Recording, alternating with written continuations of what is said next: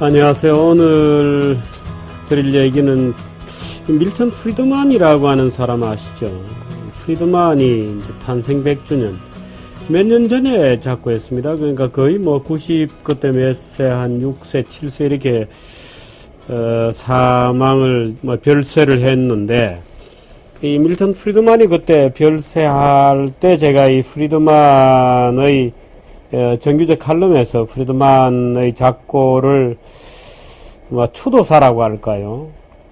썼던 기억이 지금도 생생합니다. 그건 지금 밀턴 프리드만 탄생 100주년 이 이제 며칠 전 7월 31일이었습니다. 7월 31일 이제 프리드만은 소위 신자유주의자고요, 시카고 학파, 경제학계 정통 학파죠. 시카고 학파의 태도입니다. 태도라기보다는 거물이죠.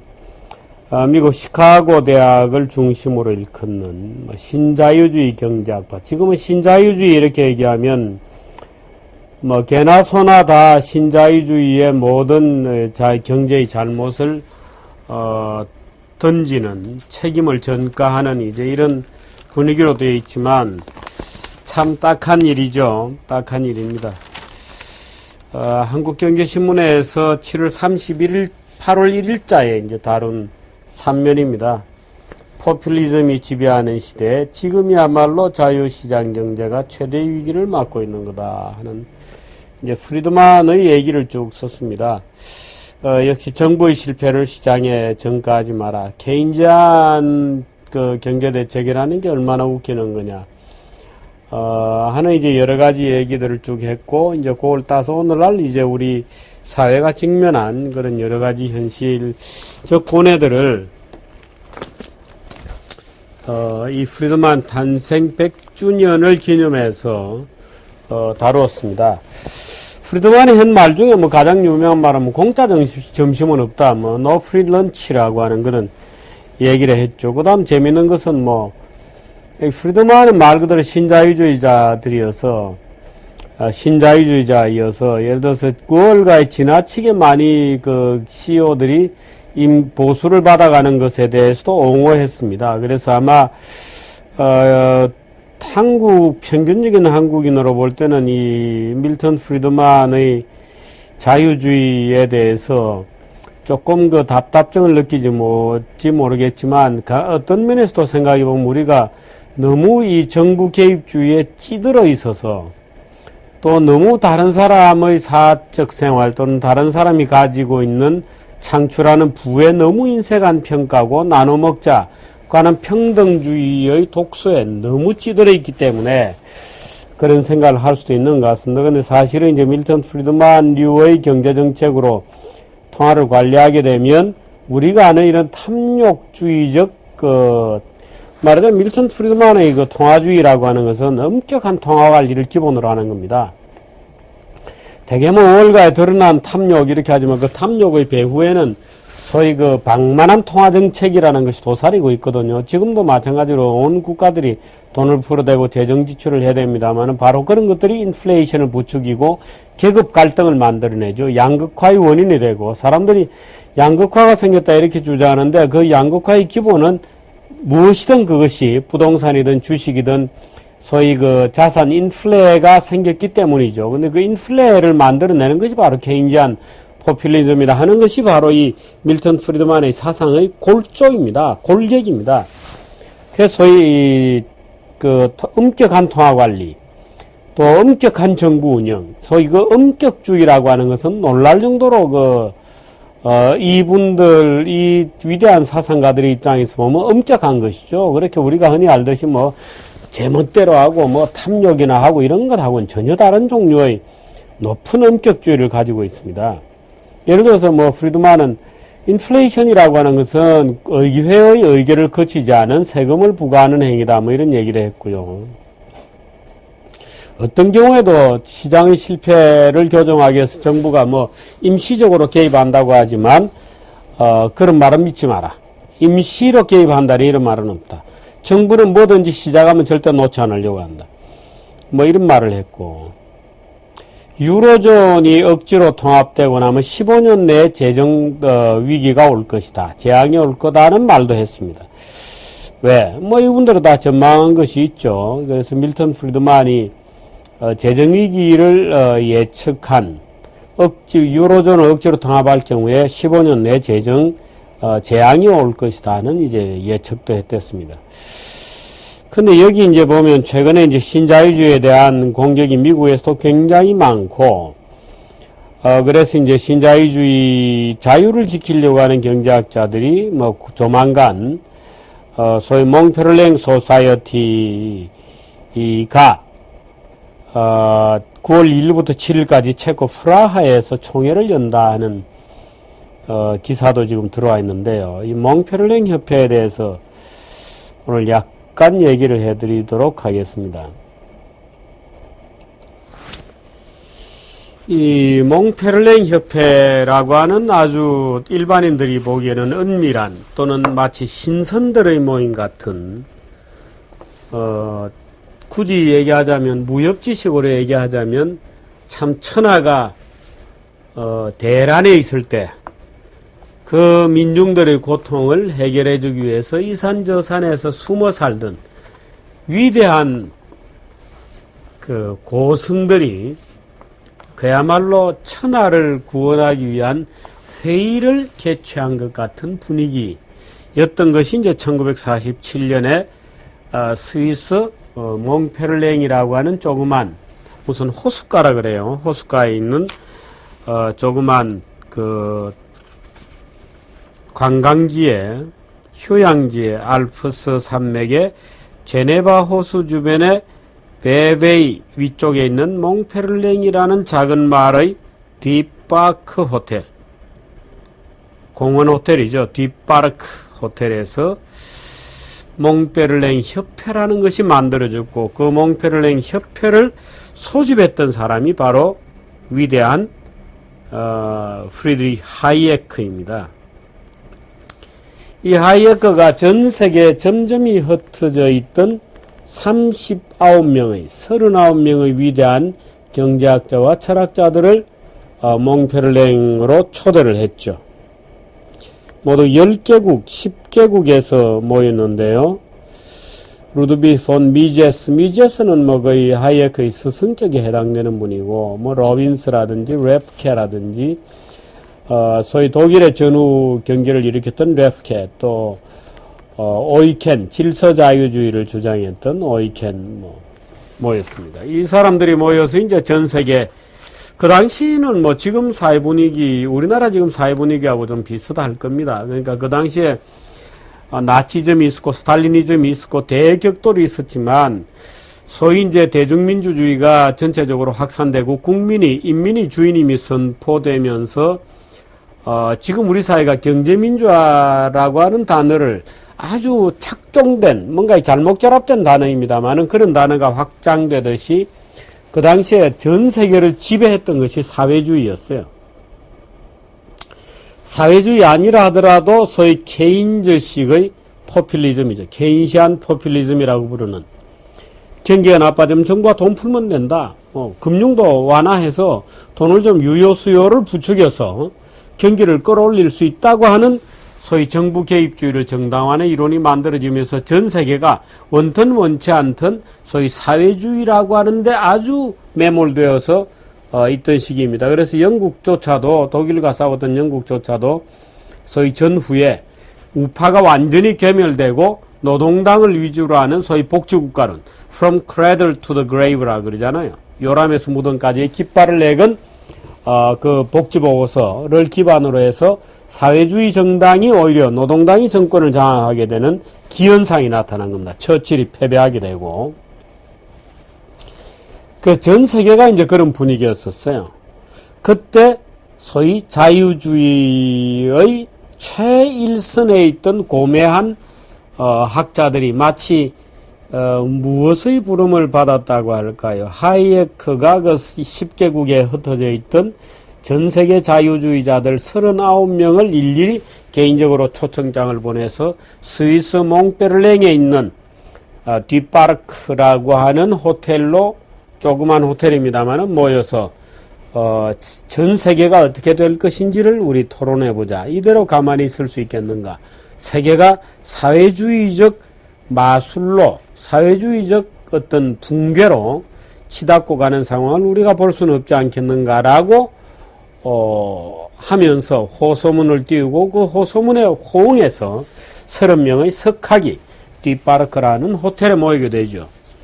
물론 사회주의 공산주의가 필시 망할 수밖에 없다고 하는 것은 루드비히 폰 미제스가 이미 러시아 혁명이 나고 3년, 그러니까 1920년이 아마 되었던 것 같은데 1920년대에 이미 미제스가 사회주의나 공산주의는 소위 지식의 문제, 계산의 문제 본 게 원가 계산이 안 된다. 국가는 어떤 경우도 원가 계산을 할 수 없기 때문에 안 된다. 필연적으로 붕괴한다고 하는 소위 유명한 사회주의 계산 논쟁이라는 게 있습니다. 그 이제 계산을 못 한다고 미제스가 선언을 하면서 공산주의 사회주의는 필연코 붕괴하게 된다고 이제 역설을 했었는데 그 역설이 이제 케인즈의 케인지안 사이 팔레스에 의해서 완전히 묻혀버렸죠. 그 대공황이 터져가면서 마치 케인즈의 해법이 모든 정치가들은 옳다구나 이거는 왜 정치가 경제를 끌고 가게 생겨 먹었으니까 지금 우리나라 증개민주하고 비슷한 상황이죠. 그렇게 해서 말하자면 유럽, 미국 등 소위 선진국들도 전부 이제 정부 개입주의를 골자로 하는 케인지안 포퓰리즘을 정치가들이 선택하게 되고 그래서 완전히 지배를 했습니다. 그래서 케인즈의 시대가 진행이 되고 소위 사회주의적 자유의 억압, 정부 개입주의가 완전히 2차 대전 직후에 만개하게 된 겁니다. 그때 이렇게 가서는 안 되겠다고 위대한 하이에크가 회의를 소집하게 되죠. 하이에크는 제가 지난번에 한번 우리 누구였던가요? 김희석 박사를 모셔서 같이 얘기를 하면서 쭉 약간 했습니다만 하이에크에 대해서 나중에 제가 다시 한번 이제 기회 있을 때 제가 직접 말씀드리거나 아니면 한림대 명예교수를 하시는 김우택 박사님을 제가 초대를 해서 쭉 한번 경제학설사, 경제사상사에 대해서 한번 쭉 모아서 간단하게 짧은 이렇게 강의를 여러 개로 구성해서 한번 말씀을 드리겠습니다만은 그 미제스가 선언에도 불구하고 완전히 전 세계 지성계는 소위 케인지안류의 정부 개입주의에 함몰이 되는 겁니다. 그때 하이에크가 그 스위스의 작은 휴양지에서 소집을 했는데 이 사진을 같이 한번 보시기 바랍니다.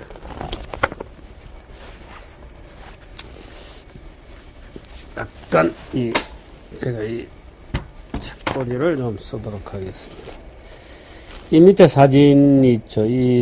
여기에 모였던 지금 이 세 보면 39명이 되진 않아요. 그러니까 이제 어떤 세션에 빠지기도 하고 들어가기도 하고 아마 이랬던 것 같은데 사진 속에 보면 왼쪽에 이 밀턴 프리드만입니다. 말하자면 제일 말석에 앉아 있는 거죠. 지금 우리가 봤던 잠시 전에 봤던 바로 이 밀턴 프리드만이 이때만 하더라도 말석에 아주 젊은 사람으로서 앉아 있습니다. 사진으로는 잘 판독이 안 됩니다. 가운데가 이제 하이에크고요. 여기 레프케도 있고 라빈스도 있다 그러는데 이 사진이 워낙 작고 그래서 사진만으로는 잘 판독이 되지 않습니다. 그런데 이 말석에 이제 지금 탄생 100주년을 맞았다. 유로존이 억지 통합되면 15년 안에 붕괴의 재앙을 맞을 것이다 하는 참 그 예언이 지금 떨어졌죠. 맞아 떨어졌습니다. 15년. 그건 역시 이제 시대를 내다보는 해안을 가진 분들이 예언은 맞아 떨어지게 돼 있는 거죠. 결국 이제 그렇게 해서 지금 유럽이 재정위기에 봉착해 있는데 그렇게 해서 이제 이 하이에크가 호소를 하게 되고 하이에크 연설이 있습니다만은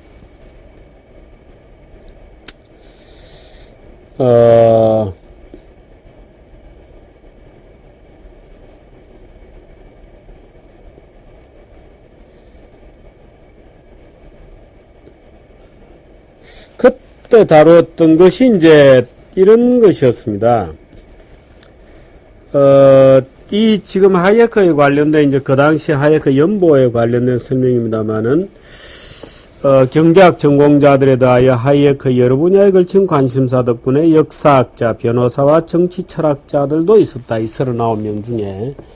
그들 중에는 뉴욕타임즈에 있다가 뉴스위크로 옮긴 저명한 언론인인 헨리 해즐릿도 있었는데, 그는 1944년 노예의 길을 소개함으로써 미국의 대중들과 활발한 교류를 가능하게 만든 장본인이었다. 이제 자유주의자들의 반격이 시작되었다. 언제? 1947년 4월달 스위스의 뒷바르크 호텔에서. 이 자유주의자들의 반격이 이제 57년, 67년, 77년 에서 1980년까지 약 33년 후에 대결실을 맺는 겁니다. 그래서 레이건과 대처의 소위 자유주의 경제정책을 위반한 는데 이 몽페르랭 협회 회원들이 약 22명 정도가 가담을 했다고 되어 있죠.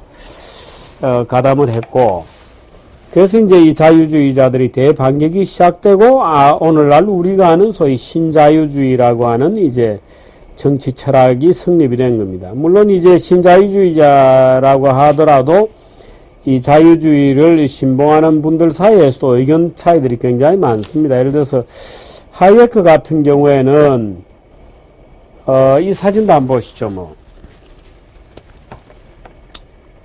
제목이 유럽에서 자유주의 운동의 부활.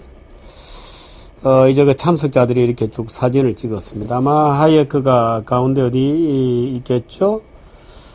밀턴 프리드만이 여기 있고요. 뭐 이렇게 쭉 되어 있습니다. 뭐 얼굴을 알아볼 수 있는 사람도 있고 알아보기 어려운 사람도 있습니다만 철학자들도 모였고, 헨리 해즐릿이 아마 이분인가요? 22번 어디에 설명이 어디 있을 텐데, 맥클럽이군요. 22번엔 20 맥클럽이고, 헨리 해즐릿은 4번입니다. 4번이야. 이분이군요. 키가 크고 한 분입니다. 하이에크가 9번입니다.